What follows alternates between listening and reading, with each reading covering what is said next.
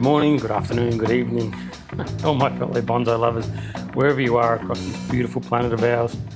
Hope you've had a brilliant bonsai week and you're ready for another episode of the Bonsai Stuff podcast. Scott Martin from Bonsai Matsu. As always, thanks very much for listening in.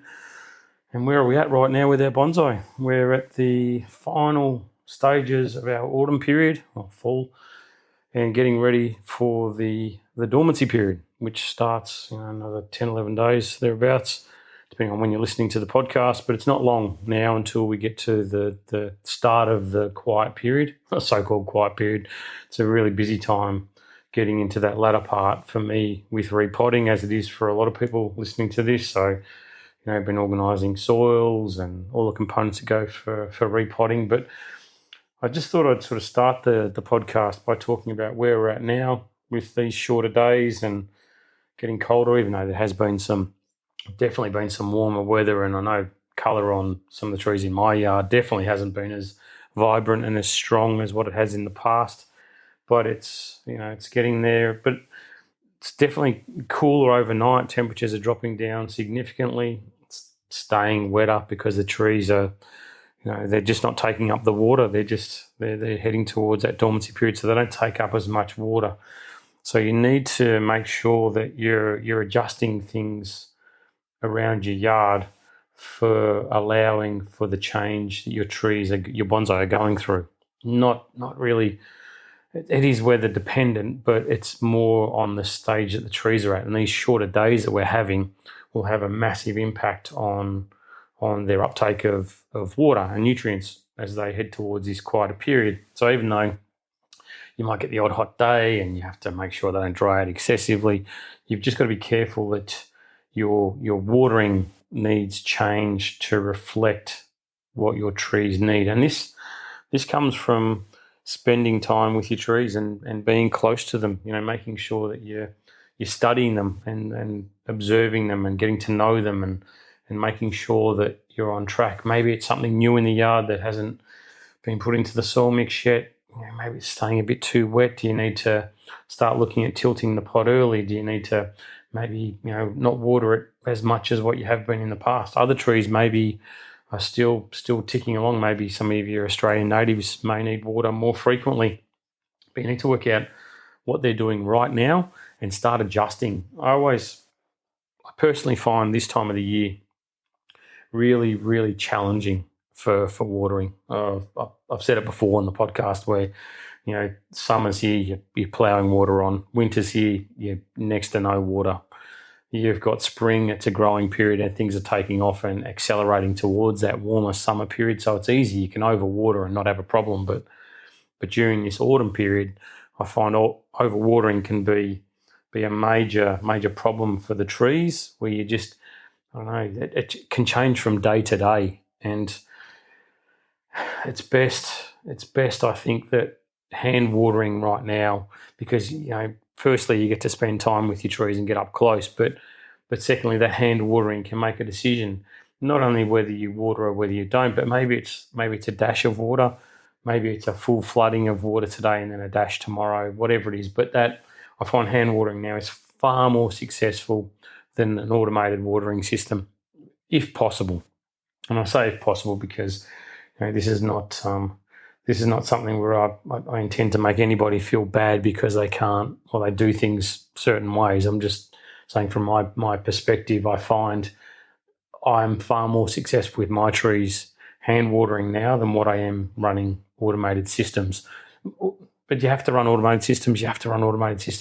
Just keep an eye on it, review it. If you're working flat out and you've got to run these things during the day, maybe it's 3 minutes today and have a look, come home, no, they're still a little bit wet. All right, tomorrow it's 2 minutes. But then the next day they're a bit dry. Okay, so every second day it's 3 minutes and every other day, alternate day, it's back to 2 minutes. That's the sort of progress you need to make with your watering to get it right. And it's bloody tough. And so don't be hard on yourself, but just accept that now is a time for change of the frequency and the period of your watering that you're applying to your trees. That's I suppose the message I'm trying to get across, that it's tough, it's hard, it's inconsistent all around this massive country of ours, and we just need to make sure that we're on top of it. All right, that's out of the way. Let's get into the rest of the podcast where I'm going to chat about styling considerations for your conifers, because it's a major thing that we do around this time of the year. Well, it is for me anyway. It's on my mind a lot. So I just want to run through another little bit of a checklist. You know, I love my checklist, and to be prepared and ready to go. And also to talk about one of my most loved and most hated things when it comes to bonsai is moss. So let's get into it.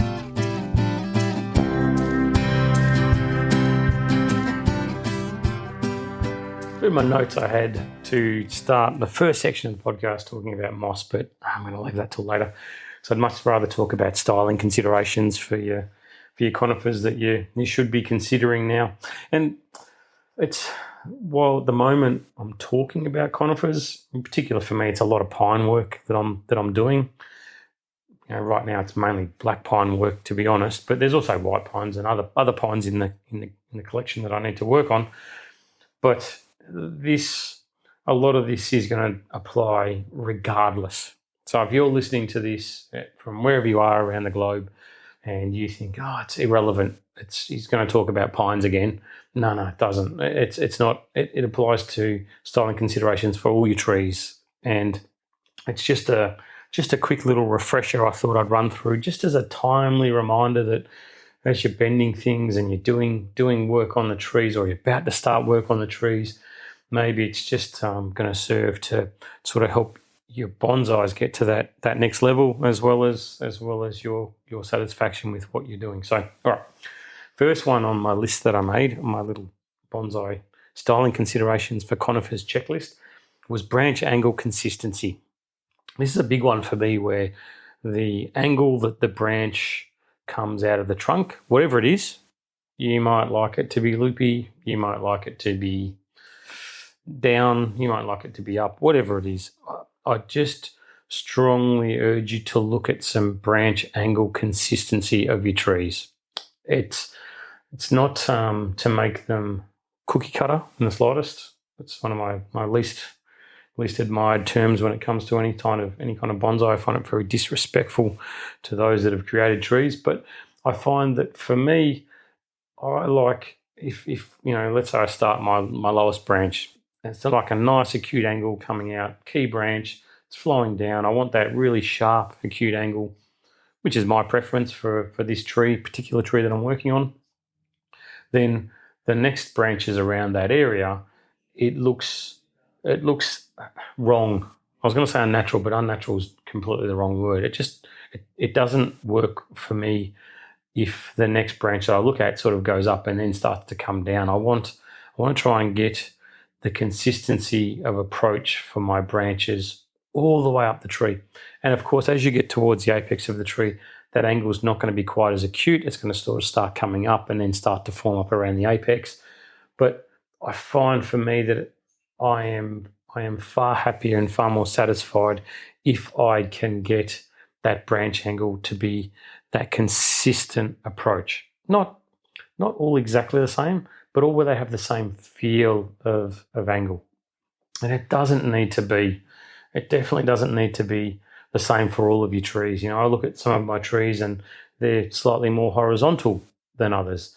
Whereas, you know, if I've got a short, powerful, strong little trunk that I'm trying to work with, then I find that by getting those branch angles really down quite significantly and having them all the same, then for me the tree feels the way that I want it to. And that's the important part, is that when you're designing and styling your tree, the branch angle has got to be something that you want, that you're happy to look at. But it's also, I'd get you to have a look at trees at shows, or, you know, wherever you see other bonsai, and just look for that branch angle inconsistency.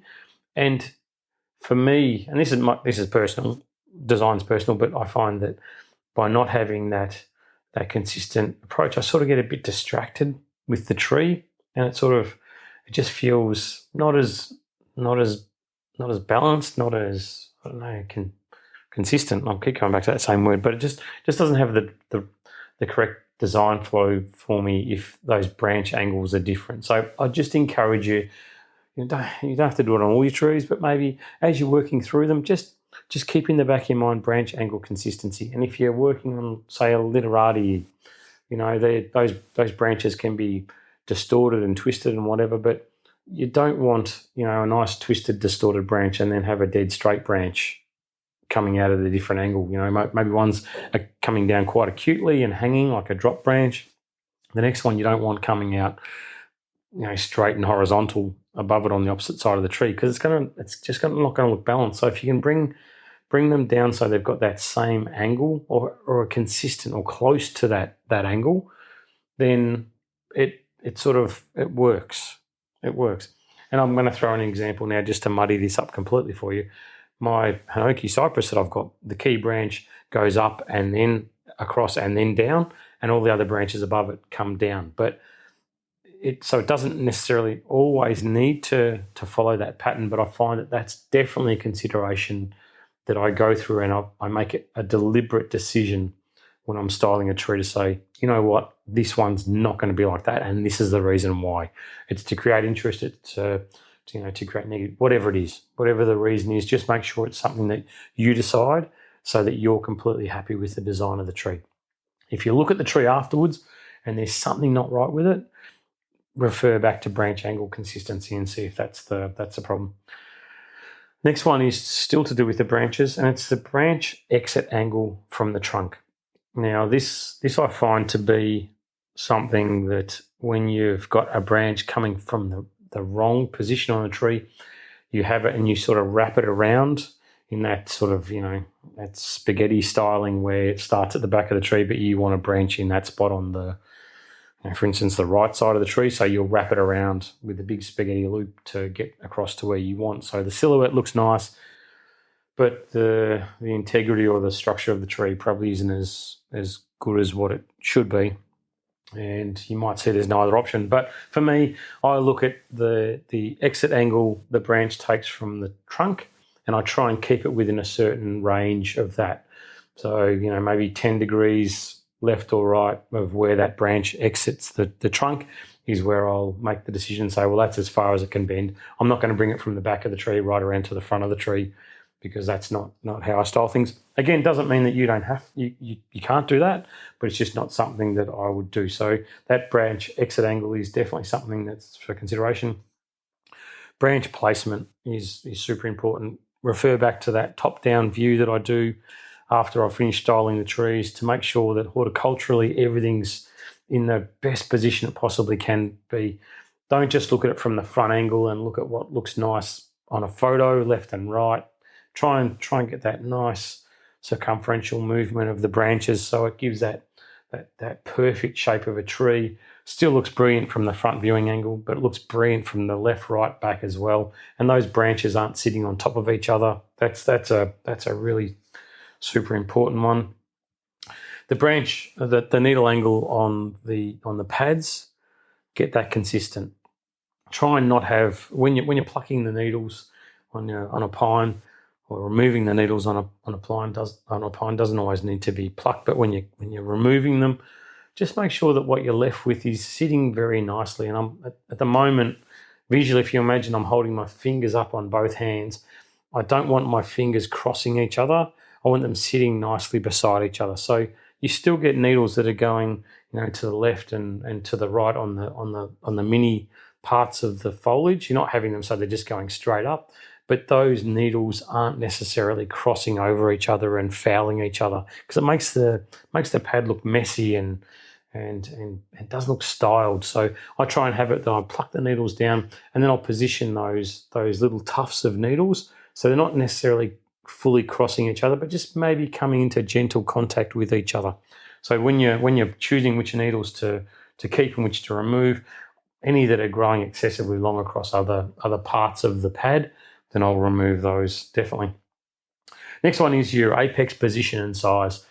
I talked about apexes before. I find that over time, naturally, they become too broad, they become too big. Try and keep them scaled back in. Again, that's a design thing, so you don't have to. You don't have to make sure that every tree conforms to this. But when I'm working on plucking needles and I'm pruning and I'm wiring, I'm styling, as I work my way from the lower branches up to the apex, my lower branches sort of dictate the shape of the apex that I want. If the branches are moving in quite sharply towards the apex, then my apex has to be quite tight and compact.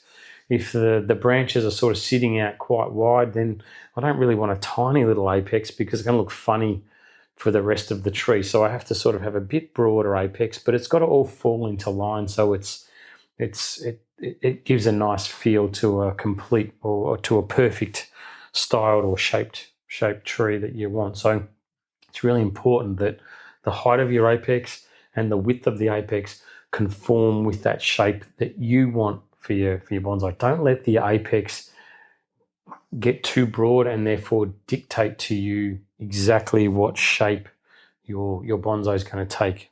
Have it that you're in control.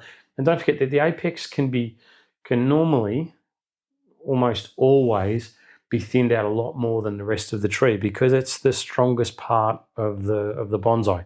So therefore you need to make sure that you're in control of it, and maybe excessively thinning it out is not necessarily going to be a bad thing, because the resources that were getting pushed to that area that you've thinned out will then start pushing further down the tree and go to those weaker areas, which is perfect. It's another thing we need to consider: balance.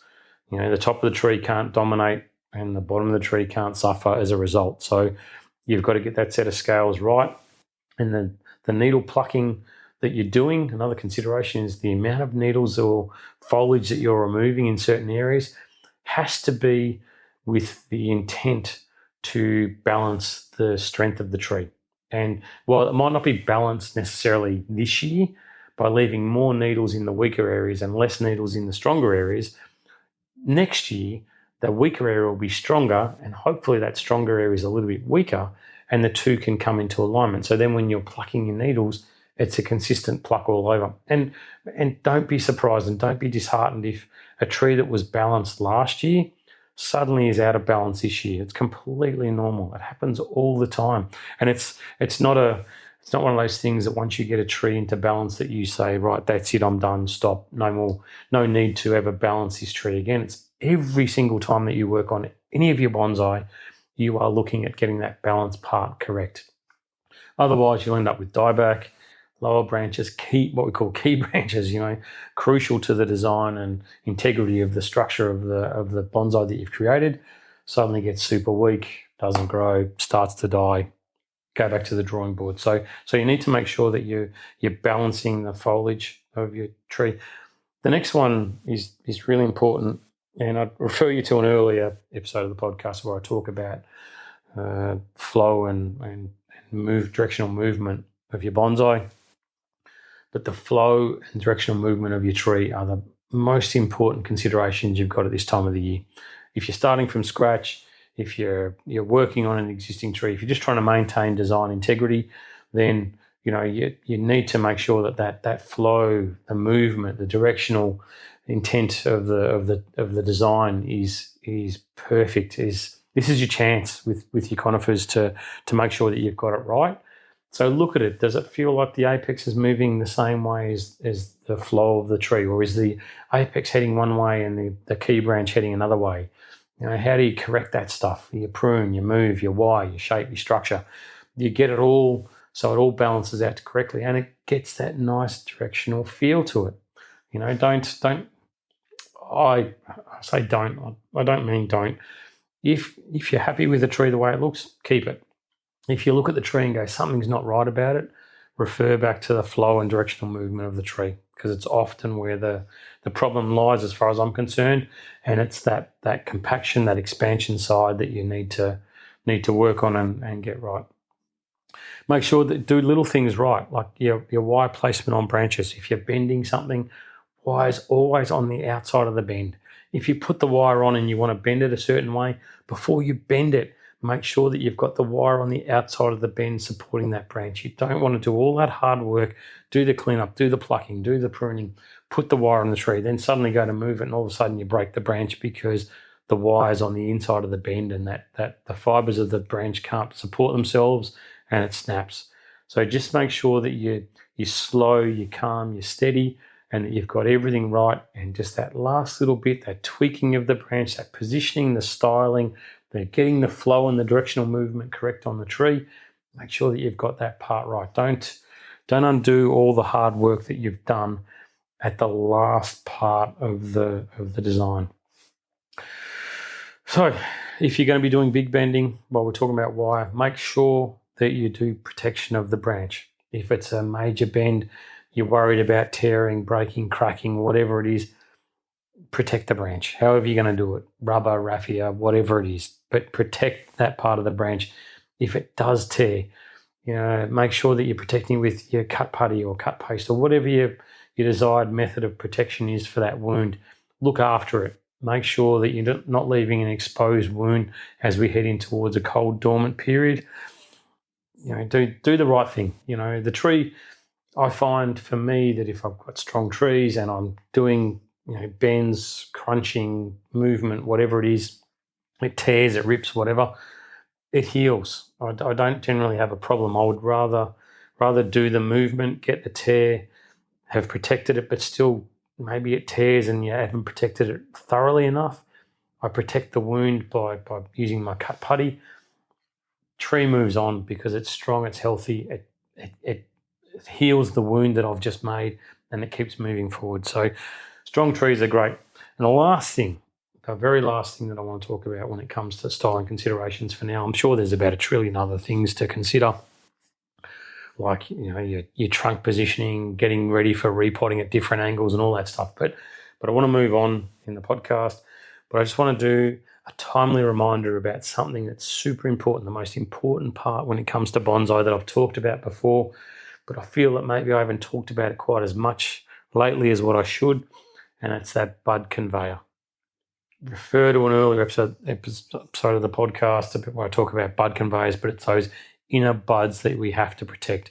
When you're doing all this work, you're doing your needle plucking, you're doing your branch positioning, you're doing your wiring, you're opening things up, you're letting sunlight and air into those inner areas so we can get those inner buds ready to go for in future years, in 2, 3, 4, 5, 10, 20, 100 years, whatever it is. Those inner buds become super important for the future design and structural integrity of the tree. So the bud conveyor has to be number one priority when you're working on your trees at this time of the year. And like I said, these considerations, it applies to all of your trees. The bud conveyor is one of the most important things that you must consider and keep first and foremost when it comes to any work that you're doing on your trees. And it's the future of your bonsai. It's the future of being able to maintain the structural integrity and design that you have of your bonsai, not only now, but for forever, for years to come. So super important. So there's just a few things for you to chew over. You may not get them all in the back of your head when you're working on the tree, but hopefully a couple of those stick, and you can make sure that when you are working on the trees, put the wire on there. Don't bend it before you check where that wire is. Don't let your head determine where things are going to go. Look at physically what can be bent and what can be moved safely, and then do it that way. If it's not where you want it to be, the wire, then that's on you. Take it off, redo it. Make sure that you're thinking about the tree first and foremost before you think about what you're trying to achieve, because it's a unison. It's a party. It's you and the bonsai working together to make sure that you can go on and live happy, healthy lives together. It's not you going, well, you're going to do this. I'm sorry, it broke. Oh, well, move on. Tree's destroyed now because I've done the wrong thing. Anyway, that's enough about that. Let's move on to talking about moss.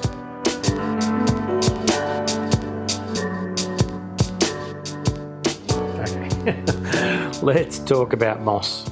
Now, I don't know how many times I hear, I love moss. I love moss. Moss looks great. Oh, look at that moss on the tree. That looks brilliant. And I agree. Moss does look good. It does look great. It does have a purpose. It does help with watering. It does help stopping to wash off soil. Not that I think you should be blasting your soil, blasting your bonsai so the soil comes tearing off the tree. you're probably using the wrong method of watering if that's the case. But moss, for me, has a time and a place. And that time and a place is to make your tree look beautiful if it's going into a bonsai exhibit. And that's it. That is absolutely it. For me, I find moss to be a reminder that possibly things are getting too wet and that maybe overwatering is starting to occur. And overwatering is a bit of a nightmare because that's when your tree, there's too much water staying in the container and the roots are not taking it up quick enough. And if they're in a dormant period, then it's certainly something that can cause rot. And that's a major issue, major no-no, and something that I try and avoid as much as I possibly can. So not only I think moss looks pretty, looks great, and that's why it's used for me when it comes to displaying trees, because it does look good, it does look great, and it adds to the character of the tree and different, not just big slabs of moss that's all the same. Using pretty different coloured mosses, blues, greens, light greens, all sort of in a pattern together, look brilliant. I saw them at the show recently in Italy, and every tree in there had beautiful moss, and it was beautifully positioned and looked fantastic. But I could almost bet my bottom dollar that those high-end trees that are owned by professionals or great bonsai practitioners or enthusiasts, they would have that moss taken off when they get home. And if they don't, then there's moss maintenance happening. And that is what I want to talk about, is moss maintenance. Moss, there's different types of moss. I get it. Some are more aggressive than others. Some look great. Some are like a carpet. But for me, I sort of tend to lump them all into the same boat, because I find that they can possibly give you a false sense of security during dry periods that the tree is wet when it's not. The moss looks nice and green, so you're thinking it's wet. It's not.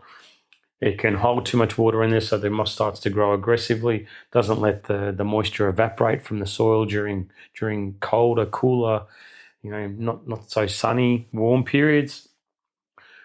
But it also can start getting into the bark on the tree, and this happens really quickly. And then I started the podcast by talking about where we're heading now, like shorter days, so less sunlight, less time for the soil to dry out. It's getting colder, definitely getting colder. It's overnight temperatures are dropping. It's getting wetter, so you'll find that that's sort of the perfect scenario for moss to start growing, and it makes it, the next couple of months, a great time to be collecting moss for your trees when you do want to display them, because everywhere you walk there'll be moss on footpaths, in parks, beside rivers, on rocks, whatever. There'll be moss growing everywhere, which for me now is the time at this early part of the dormancy period, or as we head towards dormancy. It's a really appropriate time to start looking at moss management. And for me, moss management means moss removal, getting it off the tree as quickly as you can. If you've got a corky bark variety of tree or anything with bark on it, once the aggressive stringy type moss gets in there, or any type of moss really starts getting in there, and I'm not talking about lichen, I'm talking about moss. When moss starts to get into that bark, it can grow below the plates and accelerate really quick. Now, I've heard about the vinegar water trick that's been going around since day one in my bonsai life, where it's 50% or thereabouts white vinegar and water. But I found that only ever makes it go brown. It never truly removes the moss from the tree. Makes it go. It helps slow it down, but doesn't stop. The only way to do it is to actually get in there with tweezers and remove it, and that can be a real nightmare. It almost has to be part of your weeding process, I think, moss removal at this time of year. You'll find that as you get to the dry periods, obviously it's not going to be quite as aggressive, but it definitely is an issue for us coming up. And I find that now is the time that I'm walking around, I'm plucking out weeds off the trees anyway, so I just add moss to it. And if you want to keep the moss, I fully understand that. It looks pretty, it looks beautiful. Just create a bit of a ring around the base of the tree, around the nabari, where you remove that moss, and it allows for you to keep the rest of the moss there if you feel obliged to.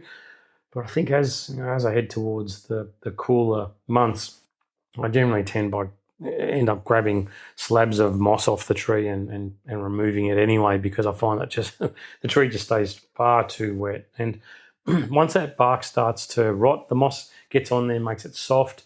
The top part of the tree where the moss isn't obviously stays drier.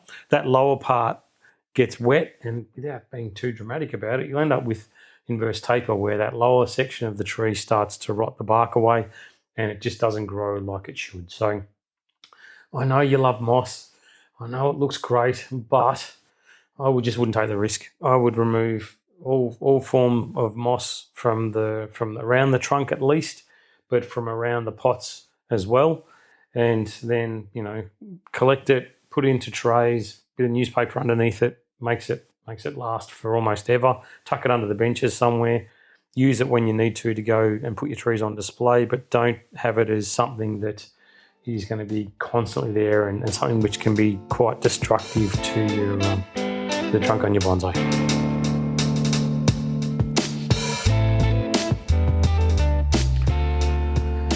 And just like that, folks, we are done. Another episode of the Bonsai Stuff podcast done for 2025, season 7, episode 19. Is ticking along by now. It's starting to fly. It's a beautiful time of the year. Hopefully you're getting some colour on the trees. It's been a bit of a slow one for me with the warm weather that we've had during the autumn period. But, hopefully wherever you are in this beautiful country, you get to experience it and get to enjoy it. And if not, doesn't matter. There's always next year. That's the great part about bonsai. Miss something this year, next year it picks up, and that's the beauty of it. We don't know. Life's like a box of chocolates. You never know what you're going to get. I suppose it's one of those enjoyable things, and just keep rolling with the punches. Make sure that you are starting to get ready and wrapped up for the winter dormancy or early spring repotting time, because it is important. And if you are styling your conifers, good on you. I love you. It's something you should be enjoying at this time of the year and not rushing through and making sure that you maximise it, because they look just brilliant this time of the year. Thanks very much for listening. Thanks for the support. Thanks for the really kind words that get sent to me. Thanks for any of those that have had the guts to reach out and ask for help. And I hope that I've been helpful in any way that I possibly can. I love hearing from you, and I love understanding your bonsai and where you are on your journey. And if I can help in any way, then I'm more than happy to. Lastly, thank you to subscribers. It really means the world to me, and it warms the cockles of my heart to know there's people out there that donate towards this podcast to keep it rolling. So thank you very much. Love you all. Give your trees a big cuddle for me. And until next time, as always, happy bonsai.